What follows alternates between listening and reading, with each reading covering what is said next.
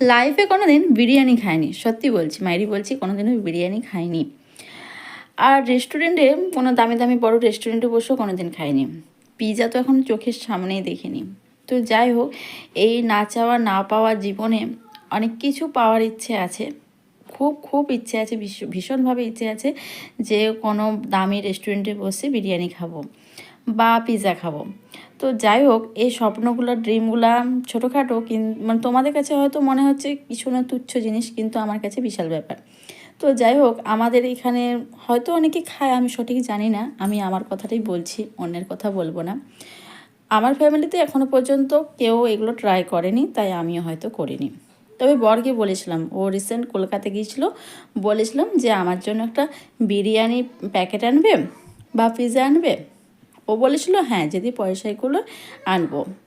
তো লাকিলি পয়সাতে কোলায়নি, তো তার জন্য আনতে পারিনি। তো যাই হোক, দুর্ভাগ্য, সেটা আমার ব্যাড লাক। তো খুব ভীষণই খেতে ইচ্ছে করে। তাই বরকে বলেছি যে বাড়িতে যদি বানাই কেমন হবে। ইউটিউব দেখে তো এখন সব কিছুই হয়, তাই না? তো ট্রাই করব, মানে মানে ট্রাই করব। তো বর বলছে ফালতু এই সকল না করে মাংস এনে দিচ্ছি, মাংস দিয়ে ভাত করো, সেটা বরঞ্চ আরাম করে খাবে। এই সকল পারবে না, আর এই সকল ভালো লাগবে না, শরীরে প্রবলেম দেখা দেবে। পিৎজাও আমার বড় ছেলের খুব মানে খেতে ইচ্ছে করে, দেখে আমাকে মানে মাঝে মধ্যে বায়না করে, মা তুমি বানিয়ে দাও। আমি কি করব, ডিমের অমলেট বানিয়ে দিই, বলে এটাই পিৎজা মনে করে খা, কী করবি। এর আগের বছর এমনি শীতের সময় হঠাৎ করে বলে মা বার্গার খাবো। তো বার্গার, দুটো পাউরুটি, বাটার আর ওই শসা গাজর সব কিছু স্যালাড বানিয়ে করে দিয়েছিলাম, তাতেই ছেলের তৃপ্তি করে খেয়েছিল। তো যাই হোক, এই দুটো ছেলেকে বানিয়ে খাওয়াবার ইচ্ছা আছে। তো ছেলের বিরিয়ানির প্রতি অতটা ঝোঁক নেই, ছেলের পিৎজার প্রতি বেশি ঝোঁক। তো দেখা যাক, পিৎজা বানানোর তো রেসিপি ইউটিউবে দেখলে হয়তো পাবো, তো আমি ট্রাই করিনি। তো পিৎজা মানে অর্ডার করেও হয়তো আনা যাবে, তো সেটাও নেট ঘেটে চেষ্টা করলে হয়তো হবে। কিন্তু জানো তো, অর্ডার করে কোনো জিনিস খেতে আরও ভয় লাগে, কারণ যা সব উল্টাপাল্টা জিনিস দিচ্ছে, এখন কি বলবো আর কী ঢুকাবে, তখন আরও মানে বিপরীত হয়ে বসে থাকবে, সেই জন্য অর্ডার করিনি আর কি। তো আমাদের এই মধ্যবিত্ত ফ্যামিলিতে এই সকল জিনিস খাবো বললেই যেন বাড়ির লোক, বিশেষ করে হাজব্যান্ড, চমকে ওঠে যে এগুলো আবার কী বলছে। কারণ ও ছোটো থেকে এরকম অভ্যস্ত নয়, আমিও অবশ্য অভ্যস্ত নয়, আমিও খুব নর্মাল সাদা সাপটা জীবন। যাক গে, আসল কথাতে আসা যাক। আজকে আমি রান্না করছি মানে বেসন বড়ার ঝোল করবো আর কি। বেসন বড়া করেছি, বেসন বড়াগুলোকে মানে যেভাবে চিকেন কষা করে আর কি, সেরকম মানে মশলা করে আর বেসন বড়াগুলো দিয়ে ঝোল ঝোল করবো আর কি। তো এটাকে আজকে মানে চিকেনের স্বাদের মতন ব্যবহার করে খাওয়া হবে আর কি। তো চিকেন আজকে আনেনি বাড়িতে, তো এটাই এভাবে রান্না করলাম। আর ছোট ছেলে তো একদমই মাছ মাংস ছাড়া ভাত খেতেই চায় না। তো এভাবে রান্না করেছি, যেহেতু পরে ভয়েস দিচ্ছি তাই বলতে পারছি যে সবাই কিন্তু মোটামুটি ভাত খেয়ে নিয়েছিল, খালি খাইনি আমি। কারণ আমার আরও কী রকম যে জীব আমি নিজেও খুঁজে পাই না। আমার তো দেখে খুব মানে খুব দুঃখ হয় লোককে, যে সবাই কী সুন্দর নিরামিষ বা এরকম সবজি দিয়ে ভাত চেটে ফুটে খায়, আর আমার থালাতে কিন্তু অবশিষ্ট ভাত রয়ে যায়, খেতে পারি না। তো এরকমটা যে কেন হয় আমার সাথে আমি বুঝি না।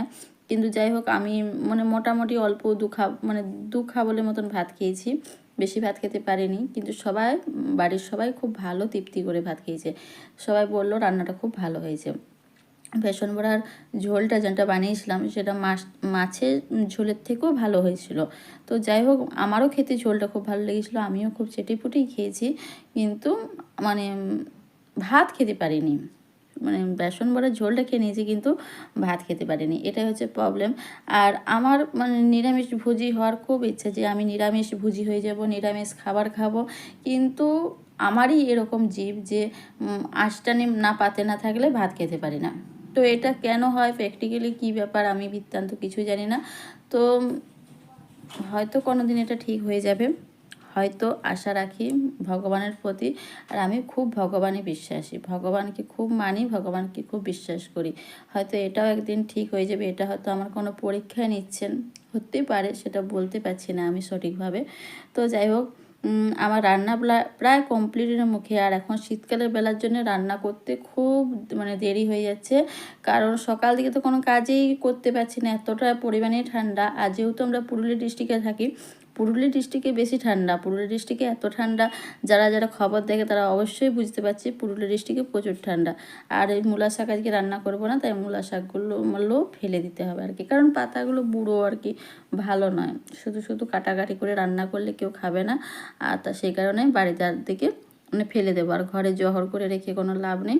তো এগুলোকে বাইরের দিকে ফেলে দেবো। আর সেদিন পিঠে করেছিলাম, তো পিঠে সবাই খেয়েছিলো, শাশুড়ি মা খায়নি, তো তারই ভাগের পিঠেগুলো বেঁচে গেছে, তো সেই পিঠেগুলো আজকে ফেলে দেবো।